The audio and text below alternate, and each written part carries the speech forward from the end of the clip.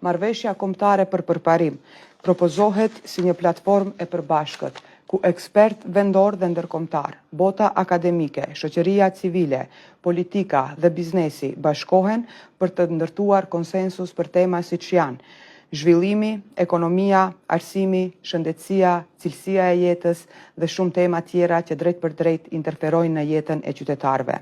Kjo marrëveshje nuk synon të menaxhojë frikën, por të krijojë shpresë. Nuk synon të prodhojë konflikte, por mundësi. Nuk synon të ruaj status quo-n, por të hap perspektivë për brezat që sot po largohen nga vendi. Kongresi i Bashkimit Demokratik për Integrim e bën këtë thirrje me bindjen se vendi nuk ka nevojë për më shumë armiq, por për më shumë marrëveshje, jo për më shumë ndarje, por për më shumë përparim. Ky është momenti për të ndërprerë zinxhirin e apatisë dhe për të ndërtuar një konsensus të ri kombëtar për përparim.